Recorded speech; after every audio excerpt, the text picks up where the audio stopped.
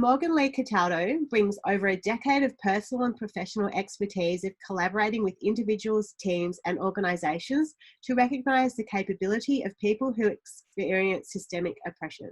Drawing from her own lived experience as a core knowledge base, Morgan's practice is centred around meaningfully partnering with people to reimagine service systems that prioritise care and dignity and that value lived experience as an equal form of wisdom. Morgan's current work finds her as a Senior Manager Youth Engagement at Berry Street, one of Australia's largest independent family service organisations. She also consults independently and in partnership with others, currently working with YLab Global on the Oasis project as their lived experience lead. Okay, so I'm here to talk to you a bit about lived experience today. I've taken sort of a bit from a workshop that I usually run. So bear with me if I'm speeding through anything or if there's a lot of content. I'm well known for trying to jam pack too much in. So to the timekeeper, keep me on time. And I may just have to cut it short if I need to, but I'll do my very best to get through most of it. And so just before I kick off, I just really want to acknowledge the traditional owners of where I am today. So the Boonwurrung and the Wurundjeri people of the Kulin Nation. So I'm situated in Naarm or Melbourne. I was born on this land. I'm very proud to be part of this land, but my parents were not invited on this land. And so it's part of my responsibility and also just my work in the world to help to dismantle the systems that I benefit from every day. And that's something I'd like to acknowledge, just the privilege that I have to be here and to do this work in the way that I do. Just really quickly, just a little bit about me. And so I really on purpose share about my lived experience when I do this work for two reasons. The first, obviously, because I work in this space and I like to be able to do some storytelling in a way that suits me and feels empowering to me, but also because I often ask and are asked to speak a lot about my stories in ways that don't suit me or haven't suited me in the past. And I work with a lot of people who are expected to share their story. And so I don't ever want to be someone who's exempt from doing that in some way. And so just to give you a bit of context, this is how I came to this work in CoDesign and systems change, but my background's in social science and policy. And so I kind of have the big three trifecta that I like to talk about in my life to give a bit of context as to how I got here. I was diagnosed with a quite severe form of scoliosis when I was young, which for those of you who don't know is a severe curvature of the spine. So that's not a copy of my own x-ray, but that's very similar to what my spine looked like. And so I went in for 3 stages of surgery at 13 years old. And after that, because of quite a lot of things that were already going on at home, plus having a pretty massive identity crisis at that time after coming out of surgery at such a young age, I was diagnosed with mental illness. And so that's something that I like to be able to share vulnerably where I can. And the third thing that happened to me, which is the third picture here, was that I ended up experiencing homelessness at the age of 21 and so entered into the homelessness system. And so there were 3 systems here that were happening kind of simultaneously, which was the health system, the mental health system, and the homelessness system that I was exposed to at a very young age, as many other young people are. And it made me think 2 things every time I entered into one of these systems. And the first was, what is it possibly like for someone else who's not me? You know, I'm a white, privileged, relatively now middle class person, obviously with sites of oppression, but I'm someone who could have moved through these systems with enough ease because I could advocate for myself. And even then I still came out quite harmed, and it took me about 8 years to get out of the system, and I'm still not completely out of it either. And the other thing it made me think was, why aren't the people who are using these systems designing them? Why aren't they being supported to design them? And I guess quite naively when I was young, I couldn't work that out and ask myself quite a lot of questions. And so through this presentation, I'll be speaking from these sites of my lived experience, but I'll also be speaking on the 10 years that I've been working in this space. And I'll also be speaking from the 2 current roles I'm at. So one of them is Berry Street, with an incredible team called Y Change, one of who is with us tonight, so I won't name her, but sending lots of love, keep me accountable, tell me how I go later. And also YLab Global, which was imagined by the Foundation for Young Australians. So I work on a project called the Oasis Project, which is hiring people with a lived experience of homelessness to design systems change in schools to look at prevention and homelessness. So lived experience, just to give a bit of a prep on where I come from and what my kind of methods are in this work. I'll be citing quite a lot of different academics, but also movement builders and activists who really inspire my work. And that's because I really like to acknowledge that I stand on the shoulders of giants in this work, and I don't really believe that anything is new. But also because I like to share with my elders in my community of people that I learn from all the time and people that are very special to me. And it helps me to make, these are the things that have made sense for me in the last 10 years to put together. And so it's a bit of a glimpse of my practice over the last 10 years as well. And so these two definitions come from a woman called Baljit Sandhu, who did an amazing report called The Value of Lived Experience and Social Change from the UK.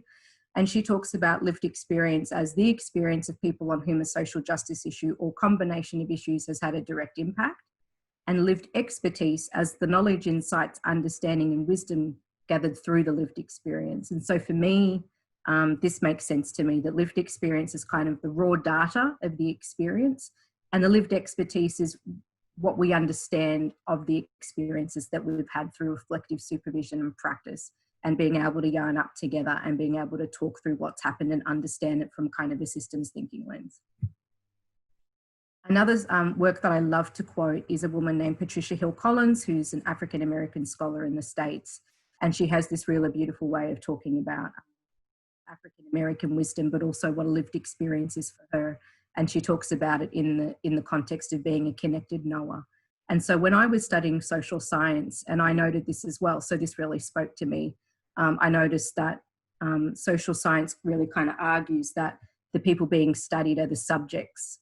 And so they're turned into objects rather than actual people, and they're being studied by other people who are then othering these communities of people that they don't belong to. And so she comes up, she's got this theme called The Connected Knowers, which she says are alternative theories of knowledge, or speak of ways of knowing and validating knowledge that challenge the status quo. And so I've always been really interested in thinking about kind of the dominant knowledge source, which, as we know, is very white. But what does it mean to have different ways of knowing in the world, which there are so many, and why have they always been sort of put to the side, with more sort of academic and objectified knowledge being sort of heralded as the truth? So that's always been something that's been curious to me.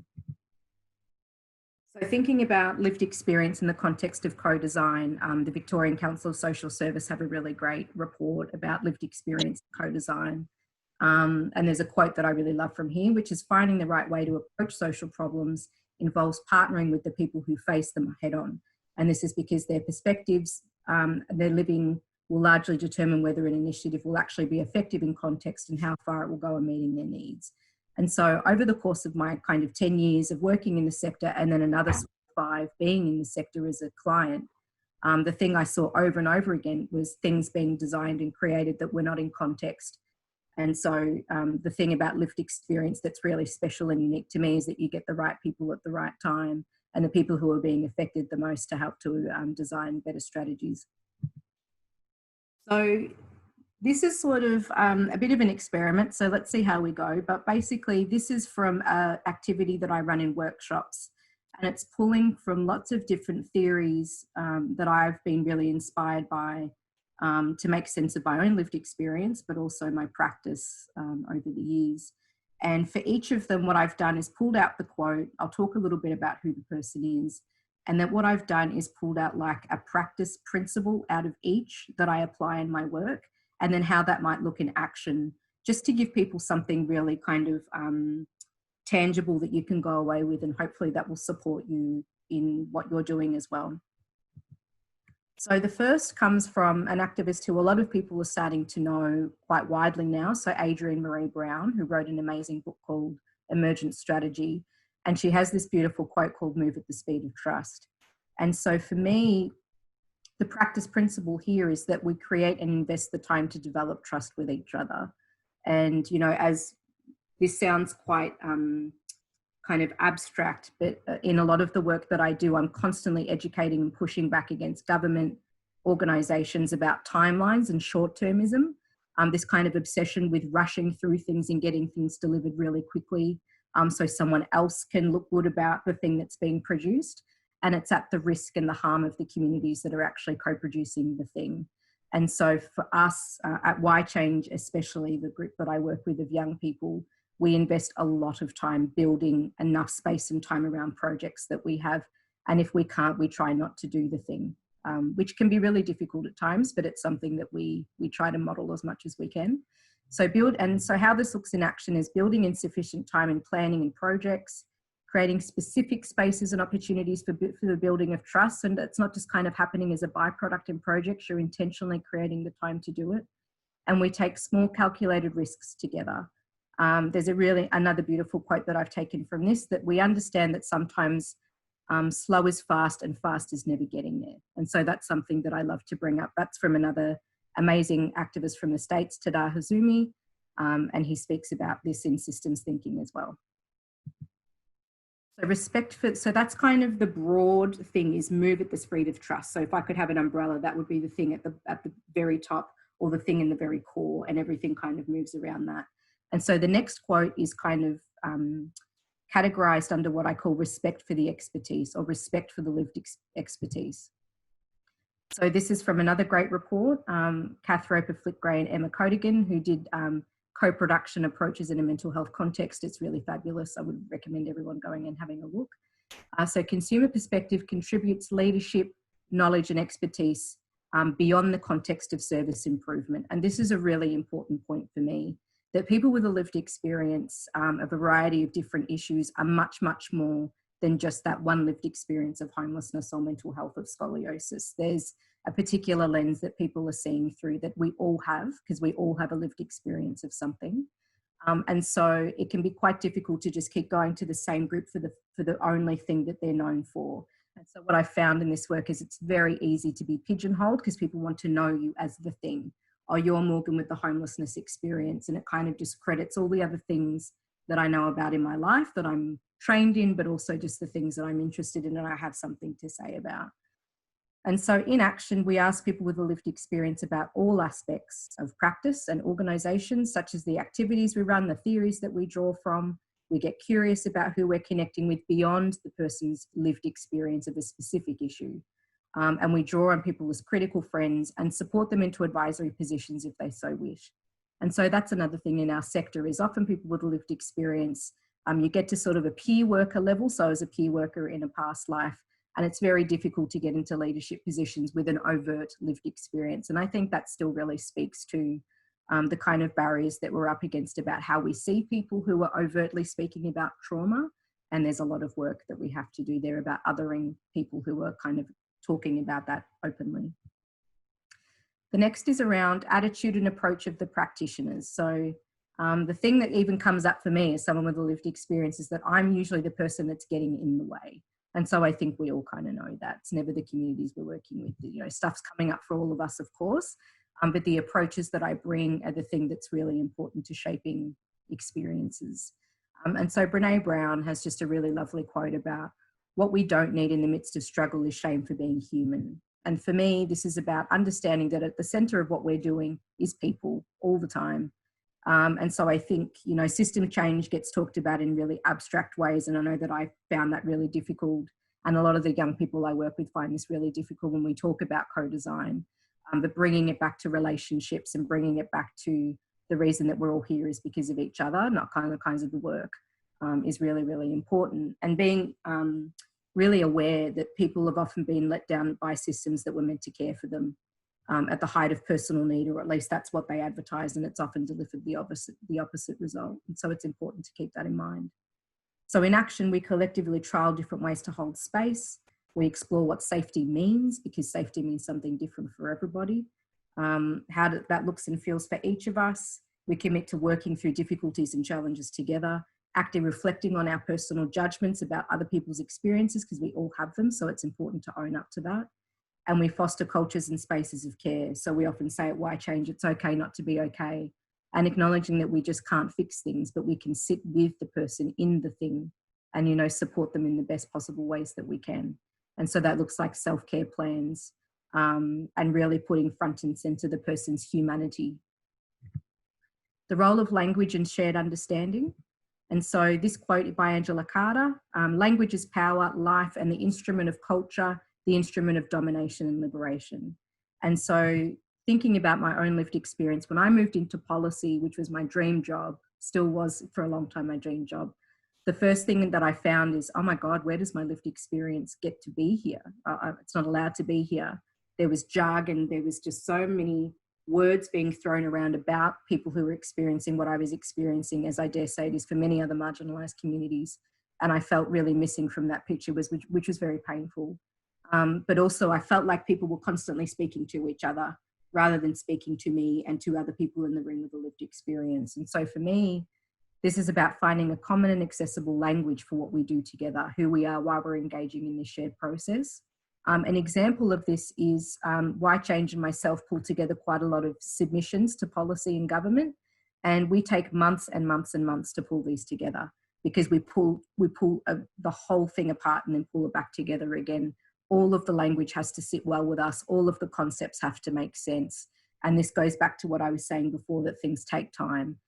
Building the time so everybody has a shared experience of what we're doing, not that one person just has the experience and everyone's just kind of contributing here and there. And that's not to take away from, consultation, because that's really valuable at times. But when we're moving into co-production and co-design, these things are really important. So we're making sense, we're reflecting on the value that everybody brings to the table. We're sense checking at every stage about, are we having conversations with each other here? Are we having conversations to someone else? We work to bring people along in a ways that open space up for people with a lived experience to shape the whole process. So as Dana was beautifully speaking about, we don't just get someone in at the beginning or the middle of the end. They're woven in to the whole process through the whole time, from the beginning of the design work all the way through to the end and evaluation and back again. Respect and scaffolding for the emotional labour. And so this is a really, really important point, and one that I think is often missed in work where lived experience is a factor. So there's a beautiful quote that my Why Changers would know.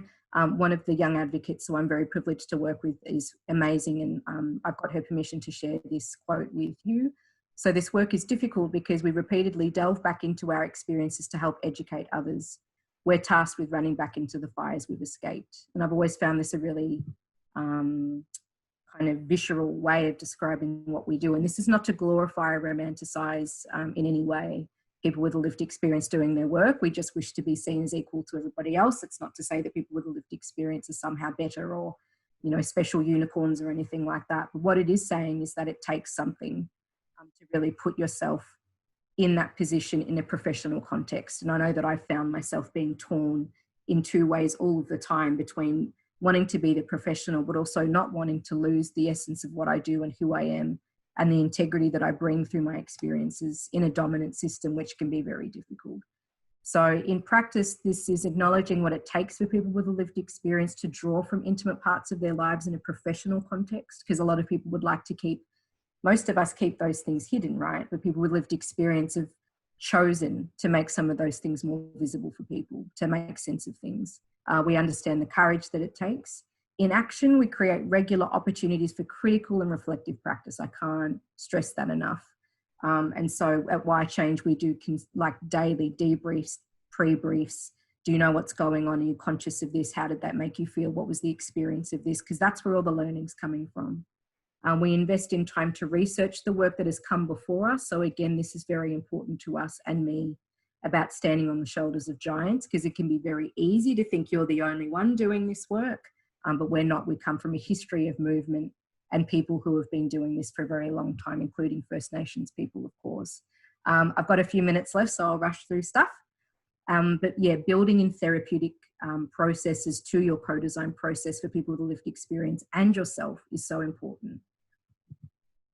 I might just skip past this one. And then proactive, intentional, safe space setting.